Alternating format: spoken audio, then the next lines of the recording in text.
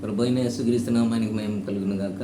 దేవుడు మిమ్మల్ని అందరినీ దీవించి బలపరచును గాక. వాక్య ధ్యానం కొరకే పరిశుద్ధ గ్రంథం బైబిల్ అనే యొక్క వాక్య భాగాన్ని చదువుకుందాము. ఫిలిప్పీయులకు రాసిన పత్రిక 1వ అధ్యాయము 21వ వచనంలో ఉన్న వాక్య ధ్యానాన్ని మనం చదువుకొని ధ్యానించుకుందాం. నా మట్టుకైతే బ్రతుకుట క్రీస్తే, సావైతే లాభము. ఎందుకంటున్నాడు ఈ మాట భక్తుడు పౌలు గారు అంటే, నా మట్టుకైతే బ్రతుకుట క్రీస్తే, సావైతే లాభము. భూ సంబంధమైన శరీర సంబంధమైన మరి ఈ భూమి మీద జీవిస్తున్న మానవుడు అంత తేలిగ్గా మాట చెప్పలేడు.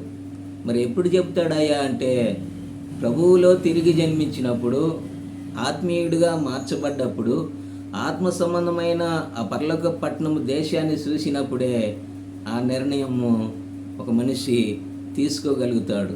మరి ఈ యొక్క భక్తుడైన అపోస్తలుడైన పౌలు గారు ఏమంటున్నాడో తెలుసా? నా మట్టుకైతే బ్రతుకుట క్రీస్తే, సావైతే లాభము. నిజంగా నా జీవితంలో ఈ మాట మనం అనగలుగుతామా? సావైతే లాభము అని ఆయన అంటున్నాడు. పాపములో ఉన్న లోక సంబంధమైన ఆశలు కలిగి, పాపం అనగా ఏదో కాదు దేవుడి బిడ్డలారా. పాపం అంటే దేవుని యొక్క మాట నమ్మకపోవటమే, దేవుని యొక్క మాట వినకపోవటమే పాపము. పాపం అంటే మనం రకరకాలుగా ఆలోచిస్తాము. అవి కాదండి. అసలు మొట్టమొదటిది పాపం అనగా దేవుడి మాట అంగీకరించకపోవటమే. మన పితరురాలైన అవ్వ కూడా దేవుని యొక్క మాట వినలేదు. ఆయన మాటని త్రోసివేసినది. ఎందుకనంటే దేవుడు ఈ పండు తిన్న దినమందు మీరు చనిపోతారని చెప్పినాడు.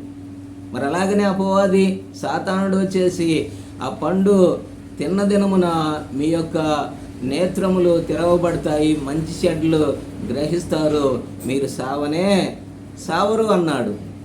చూసినారా?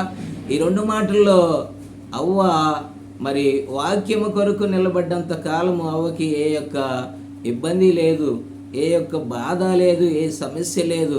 మరి అవ్వ ఎప్పుడైతే దేవుని యొక్క మాట యొక్క దేవుడైతేనేమో చనిపోతాడన్నాడు, సాతానుడైతే మీరు సావనే.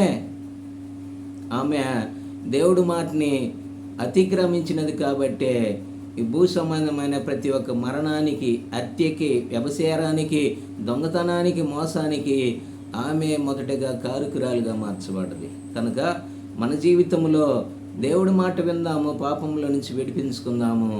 నిత్యత్వం, నిత్య జీవములో మనము కూడా సదాకాలము మన కుటుంబంలో మరి జీవించటానికి ఇష్టపడదాము.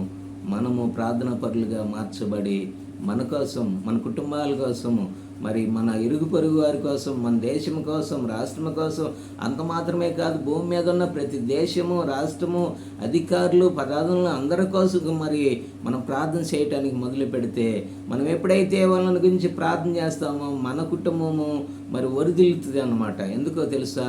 వాళ్ళని గురించి నువ్వు క్షేమము కోరుకొని ప్రార్థిస్తున్నావు కాబట్టి నీ క్షేమము దేవుడు ఆలోచిస్తాడు. కనుక ప్రార్థనా పరులుగా మార్చబడదాము, దేవుడి కోసము సిద్ధపడదాము. దేవుడి వాక్యాన్ని దీవించి బలపరచునుగా ప్రార్థన చేసుకుందాం. మహాపురుషుడు ఒక తండ్రి, సర్వశక్తిమంతుడా యేసుక్రీస్తు ప్రభువా, దాసుడు అపోస్తలుడైన పౌలు గారు నా మట్టుకైతే బ్రతుకుట క్రీస్తే, సావైతే లాభము అని అతను మరి ఎన్నుకుంటున్నాడు ప్రభువా. అలాగనే మేము కూడా నీ వాక్యము విని చూసే మేము కూడా ఒక నిర్ణయానికి వచ్చి, అయా భూమిని ఎప్పుడైనా వదిలిపెట్టాలి కాబట్టి ఆత్మ సంబంధమైన దేశంలో మేముండటానికి, అయా క్రీస్తుని కలిగి ముందుకు నడవటానికి సహాయం చేయమని యేసు ప్రభు నామములో ప్రార్థించి అడిగి వేడుకొనుచున్నాం.